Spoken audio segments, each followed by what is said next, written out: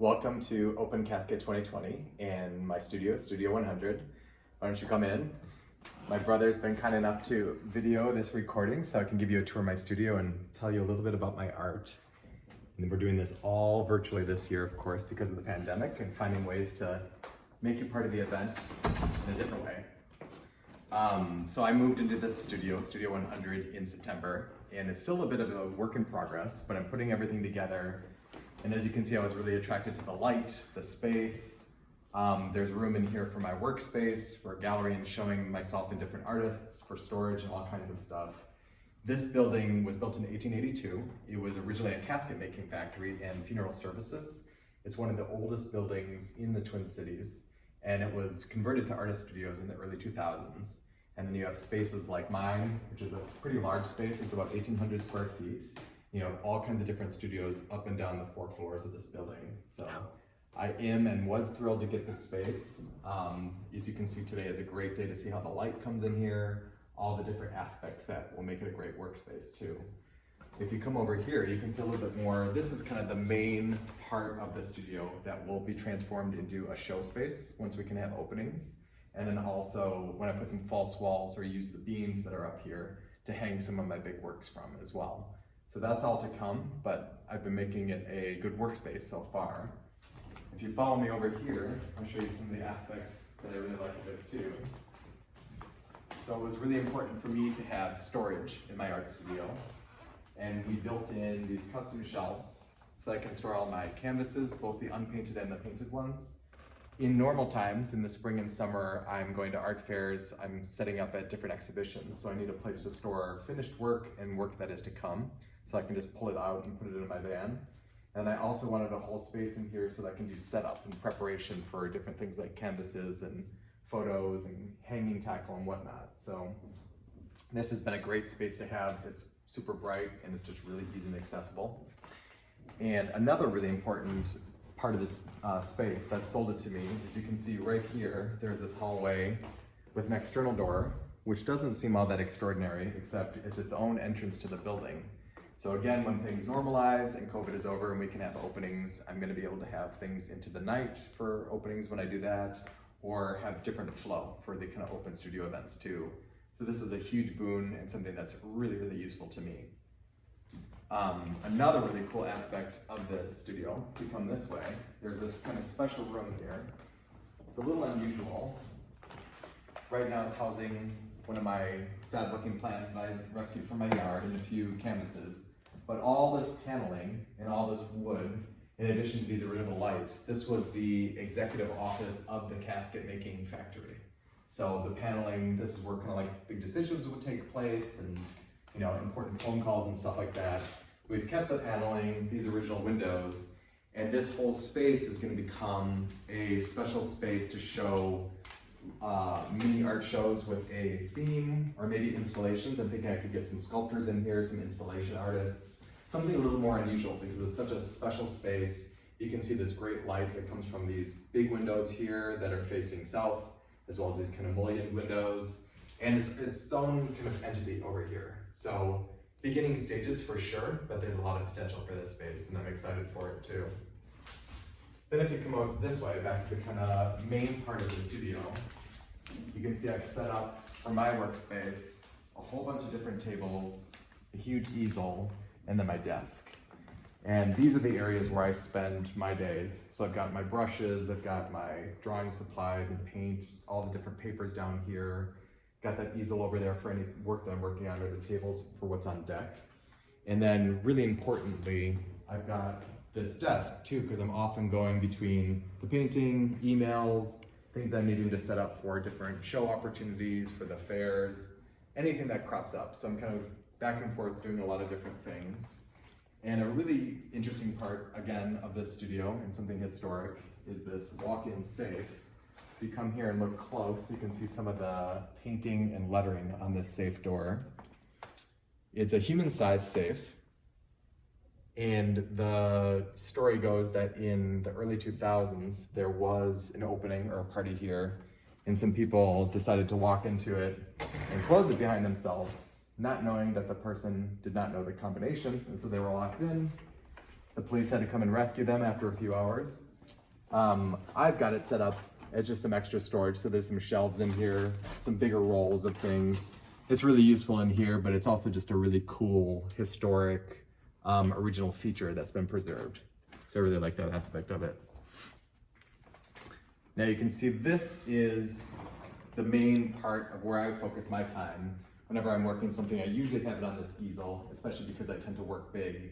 And I want to show you 3 kind of bigger paintings that represent the themes in different series that I've done in my work, just to give you an impression, and some of the themes and the kind of things that draw me in for my art. So this is a 5 foot by 4 foot painting of a cafe called Claddagh, which is an Irish cafe in St. Paul on the West 7th, the historic street. This is actually something that I started in 2013 and completed. And unusually I've been restoring it because it got a little damage and had a little bit of scratching and some transport. So I've been able to come back to it, rework it, really work on some of the contrast and the depth of it. Something that really attracts me to these paintings is the strong lighting, the contrast. I like doing characters in different spaces.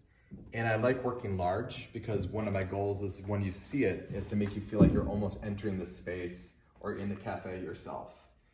This was a really frigid January day back in 2013, so you can see those whiteout conditions outside the windows, but the light coming in is really warm, all the wood, the light capturing the Irish flag up here. This little symbol is the Claddagh, which is a Celtic symbol that the cafe is named after. And there's some phrases on here that you can read in usual time. That's all different Irish sayings and things like that. It was also just an opportunity to show kind of a slice of everyday life, but really elevate the mood and the atmosphere of a space like this that people tend to enjoy. Feels really kind of cozy and also really interesting to see these groups imagining these stories and narratives and how they know each other, things like that. I've done about 30 to 35 cafe paintings over the last 6 years. So this represents one of the main themes in my work and kind of a series that I've been working on for quite some time. Now there's another one I want to show you. So if you come this way, you can see some of my mess here with paints and my badly organized paints, but weirdly this works for me. As long as I can see it, I know what I can pick up. There's another series that I've been interested in working on, and that is depicting the interiors of some industrial spaces that don't often get depicted or are behind the scenes and overlooked. This is a study I did first, and this is of a handmade tile making factory, which is just a few blocks from this building. So it's in Northeast, and it's called Mercury Mosaics. It's a creative business. And I wanted to do this study first to just get a sense of the relationships, the light, kind of different objects and the way that things fall in there. It's a really beautiful, huge space. So it was really fun to work on. And I just did this 18 by 24 on panel to kind of work out some of those issues first and get ideas of what I wanted to do big. And then if you come over here, you can see I ended up doing this 6 foot by 5 foot painting. This was a really long one. I started it in the lockdown in March because I had all this time, and it really required a lot of focus, a lot of layers and time. This is inside the factory, and 2 of the workers are cutting tile out of the clay and then starting the process of going to get it fired and glazed and made into the handmade tiles that they do. And it was really important to me to kind of capture the sense of being in this space, the act of working, the way that the light fell, as well as all the authentic details like the tattoos that are on his arms and that showed in different ways in the light. The way that she's picking up the clay here that's been cut between the different tile shapes. You got the sponge down here, of course coffee, everybody's drinking their coffee and water just like you would. People have really responded to the plastic in here, which is kind of funny, the plastic bags with the clay and the way that the light hits that, or over here the open ones in the back of the space.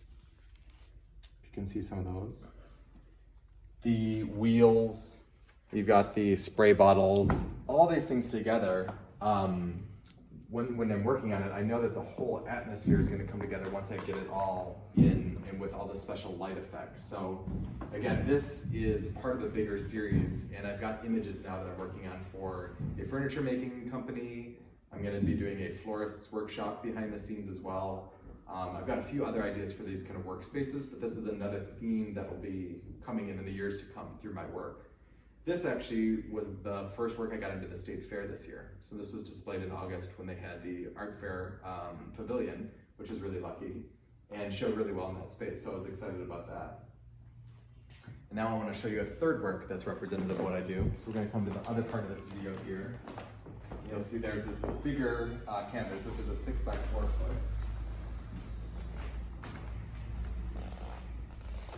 This is a view of Hong Kong, and is from Kowloon looking across the bay to Hong Kong Island. This is another series of paintings that I've worked on that are major urban centers or city views. So with this one, I was really taken. I was in Hong Kong in 2015 and just so overwhelmed by the way the city was so massive and really kind of blurted out all the people that were there. They seemed so small. The city was so overwhelming, and especially at night, it was just this continual visual display to look at. So I was up on this 27th floor in this bar, looking across the bay at Hong Kong Island, and I wanted to play with all the different tones of black and the way that the people became kind of shadow silhouettes, but the city was out there all the time, really brilliant and lit up. And then of course, Victoria Peak in the background, which you can hardly see just as those lights that are going up the slope a little bit. This was and is my darkest painting that I've ever done, and it was really fun to kind of work out how light works in really dark darks and blacks, along with the buildings and the way that the lights and the fluorescence in the background kind of light up the city. This again is part of a series, so I've done similar works of similar size of Prague, of Paris. I did one of Chicago that's now in another gallery near here. And I'm going to do some other cities as well. I've also done Rome, but this is something that I really like to keep going on because I think people really respond to cities. There's just so many beautiful views, and there's so much to cover, throughout the world. So it's kind of fun, something that people identify with as well.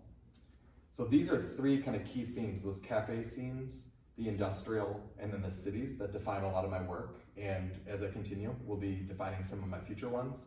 I want to show you a few smaller ones just to give you an idea of how I work on those as well. I've got this table set up. This is a good example of a more medium-sized painting. This is a view in Brooklyn Heights. So I was out a couple years ago visiting my friend who lives in Brooklyn, and I was walking back from meeting different friends and just caught these different views of what the light was going down, the glow from this shop, kind of the bustle and all the lights of New York. And this is going to be going to a friend's mother for her 80th birthday. So it's pretty fun. This one gets a lot of comments. It reminds a lot of people of Hopper.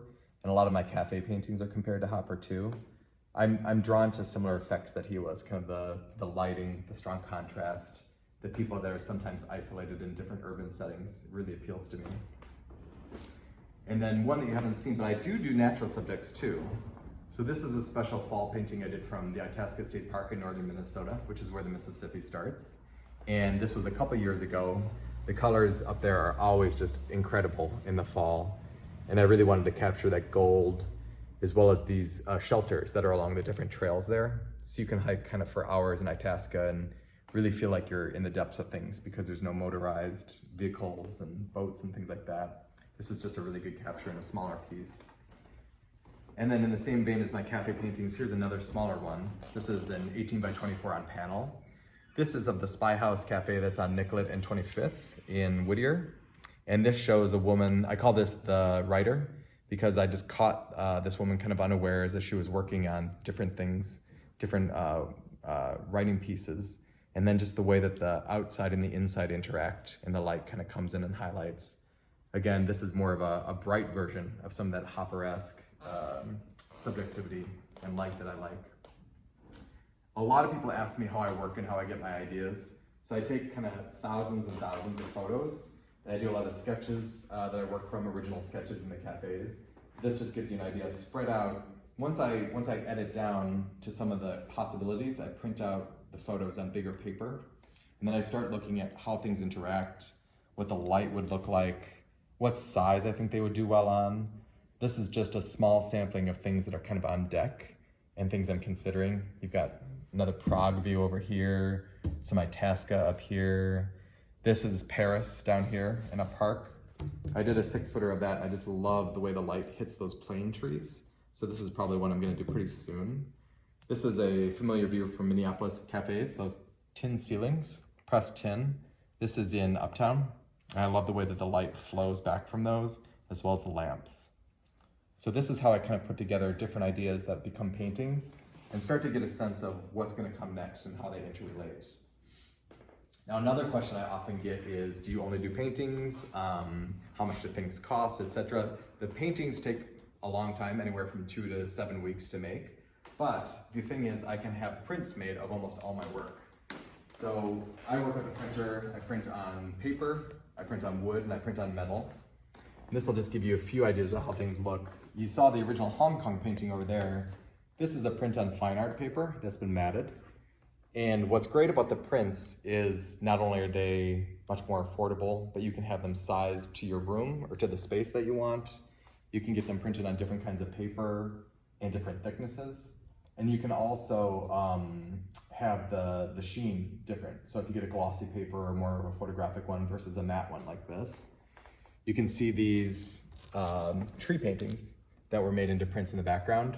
So my prints can start for as little as $50 and then go up as high as you want depending on the size. I get them all scanned so you can go quite big with the images and get really, really good quality. And again, have them on different substrates as you want. This is an example of a print on wood. So this was a pretty large painting I did of a farm in upstate New York in the Adirondacks. And then I've had this printed on a wood panel, you can see. You can hang that, it's got the cleats in the back. This just retains the color in a really beautiful way and has that kind of natural finish to it too. So it's smooth, but you can see the grain, which I think really works well with this painting. If you come over here, you'll see there's a painting that's been printed on metal. It has a totally different kind of surface effect and shine. I pick what substrate for different works as I think they're gonna be best. So you can see there's a gleam on this one, just like the countertop, one of those pressed tin roofs. The metal is really, really kind of contemporary and beautiful, nice and thin but sturdy. They hang really easily from the back and they hang straight, which is nice. And this I just thought was perfect. This is the Hennepin Spy House, another Uptown one.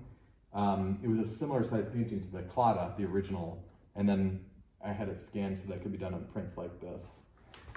And just to give you another idea, this is another print that I had done on paper. This, of course, is another cafe. This is the Northeast Spy House. So that gives you an idea of how some of those come across and the depth of color, the richness there, but also the thinness and the different sizing. The original of this was a 6-foot by 4-foot. This is a much more kind of regular size that could go in most homes or apartments, which is nice. So that wraps up the studio tour and some of my work. And 2, 1. So that wraps up my studio and work tour. Thanks for taking part in our virtual open casket. We put a lot of work into making this possible because people can't come in right now, but we wanted to show you what we're up to, give you a sense of what's behind the scenes. I'm gonna put my website up here, my Instagram and Facebook, so you can see that written over here. On Instagram, I post what I'm working on day to day. You can see updates, process shots, things like that. My website has all my works, all the details about them, and those prints that I just showed you. So if you wanted to go on there and see what a size print would look like in your home, you can actually do that, and even with a virtual button through your phone, see what it looks like on your wall. Pick different prints, see what they would look like on different substrates. And then with Facebook, I often put kind of events that I'm going to be taking part in, what's coming up, art fairs and things like that. Any of those will do. If there's anything that you've seen today, or if you just want to come and see the studio, what I'm working on, we can have people in kind of by 1s or 2s. So feel free to contact me through any of those channels, Facebook, Instagram,